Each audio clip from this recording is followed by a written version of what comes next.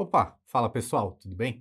Eu preciso te mostrar um estudo que a FGV fez, Fundação Getúlio Vargas, que na minha opinião é extremamente revolucionário, porque agora a gente sabe, através dessa pesquisa, desse estudo científico, quanto deve ser pelo menos a nossa carteira de investimentos com ativos em dólar. Então, presta muita atenção aqui, porque a gente vai saber exatamente quanto dinheiro, quanta entrada a gente precisa em dólar, simplesmente para a gente não sofrer com o efeito da desvalorização do real.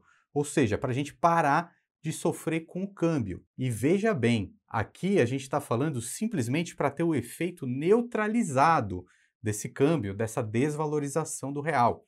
A gente ainda nem está falando em ganhos, em ter mais rentabilidade, lucro vindo dos investimentos no exterior. A gente está falando simplesmente para ter o efeito neutralizado, ou seja, para você não ficar vendido em dólar, para você simplesmente não sofrer os efeitos do câmbio. E posso te dar um spoiler aqui? Todas as classes sociais do Brasil, seja a pessoa mais pobre, a pessoa mais rica, todas essas pessoas sofrem com o câmbio. E, portanto, todo mundo fica um pouquinho mais pobre anualmente quando a gente fala em poder de compra. Não só em compras no exterior, tem muita coisa no Brasil aqui que é cotada em dólar.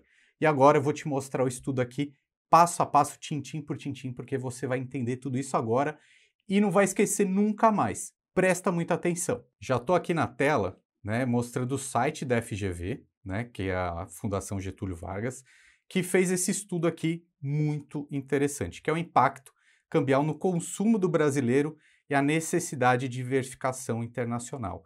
É muito importante a gente falar sobre isso agora, até um momento icônico, né? Que o dólar, em relação ao real, atingiu sua máxima histórica, passou de R$ 6. Você viu aí, né? Há muito tempo eu venho falando para vocês se preocuparem com isso, mas agora está mais do que dado, está mais do que claro que é importante a gente ter receitas em dólar também, e no nosso caso aqui, investimentos.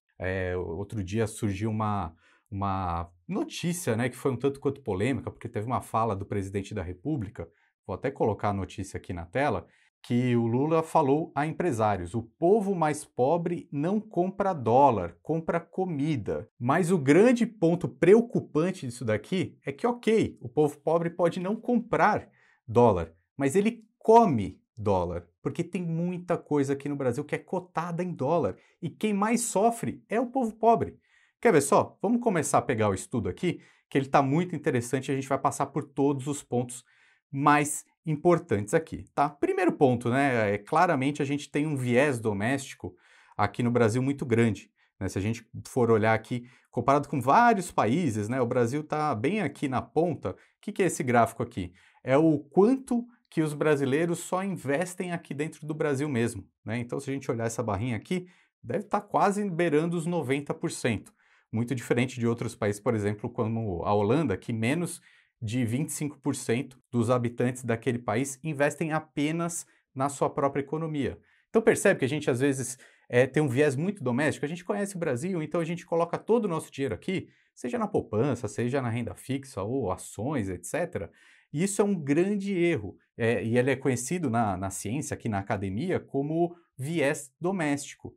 Perceba que o Brasil, ele, globalmente falando, representa menos do que 1 ou 2%, né, da economia global, dos investimentos globais, e por que que nós brasileiros vamos colocar quase 90% do nosso dinheiro apenas aqui, sendo que até o Banco Central do Brasil tem reservas financeiras em dólar, né? Então, esse aqui é o primeiro grande erro que está escancarado aqui no nosso estudo. Agora, o segundo ponto aqui, também importantíssimo, olha só, esse gráfico mostra uma espécie de uma balança comercial, ou seja, o quanto nós brasileiros, nossa economia importa e quanto nós exportamos. Ou seja, com esse gráfico aqui, ó, de importações, está mais ou menos aqui nos 10%, deixa eu ver, ó, 10,1% do que é consumido pelos brasileiros vem do exterior, tá? Então, assim, não adianta a gente achar, ah, mas eu não viajo, eu não compro dólar, então não me importa a cotação. De jeito nenhum. Pelo menos 10% do que a gente consome na média vem de fora, é cotado em dólar. E quer ver mais porque isso é preocupante? porque são itens muito necessários. Primeiro, a gente tem eletrônicos. Segundo, veículos e autopeças. Mas olha esse aqui, combustíveis. Todo mundo precisa de gasolina, né? Seja para usar um transporte público ou para abastecer o seu carro particular. Frete, né, de caminhões que fazem entregas. Tudo isso é cotado em dólar, então influencia a nossa vida, sim, no dia a dia. Quer ver outro ponto? Medicamentos. Todo mundo precisa tomar remédio. E o mais preocupante, alimentos, tá? Grande parte dos alimentos é cotado em dólar. Por exemplo, o trigo, que é utilizado na produção de pães e massas, vários pontos muito relevantes, inclusive aqui na composição da cesta de consumo que o pessoal da FGV trouxe, o que mais impacta é alimentos básicos, arroz, feijão, carne, serviços e bens de consumo duráveis, como móveis e eletrodomésticos. E agora, galera, eu vou te mostrar o número mais preocupante desse estudo aqui, né, que é um prenúncio do quanto a gente precisa investir fora do país, é a questão do quanto a desvalorização do real impacta no nosso consumo ano após ano, em todas as classes sociais. Veja bem, vou continuar aqui o estudo para baixo, eu quero ir logo nessa parte aqui que mostra a desvalorização, o impacto dessa desvalorização. E esse gráfico está exatamente na página número 28 do estudo. Veja, é uma análise do estilo da inflação por faixa de renda com defasagem cambial. O que isso aqui quer dizer? Olha, se a gente pegar, por exemplo, alimentos e bebidas, na faixa, né, no grupo de renda, ou seja, nas pessoas que têm uma renda muito baixa, ou seja, os mais pobres, 37% aqui é esse impacto. Ou seja, esse efeito, tanto do câmbio quanto da inflação, afeta muito mais as pessoas de renda muito baixa do que da classe muito alta. Tá? Por quê? São alimentos básicos. Né? Enquanto aqui para as pessoas de renda mais alta afeta um pouquinho em todas as categorias, afeta na veia a pessoa mais pobre essa questão da alimentação, a inflação, né? Ou seja, o aumento desses preços. Só que aqui no estudo da FGV eles continuam e mostram que uma parte dessa desvalorização, ou seja, desse sofrimento que as pessoas têm, é por questão cambial, tá? E aí, mais uma vez, são os pobres os mais afetados. Eu vou até na próxima página que eles colocaram aqui numa coluna. Veja que a classe mais baixa sofre ali 13,93% só por causa do câmbio, ou seja, a desvalorização do real contra o dólar. Sendo que as pessoas de renda média alta e renda alta sofrem menos nesses itens básicos, mas vão acabar sofrendo também com gastos no exterior, porque essas pessoas viajam mais, fazem cursos no exterior, etc. E aí a gente chega na grande conclusão desse estudo, que é essa daqui. Olha só, pessoal. Isso daqui é muito importante, tá? Então compartilhe esse vídeo com todo mundo que você conhece. Agora a gente vai saber exatamente a influência do câmbio, da desvalorização do real no nosso dia a dia. Veja que para a classe de renda muito baixa, cerca de 17%. Para a classe renda alta, é 16,83%. Então o que a gente consegue ver aqui?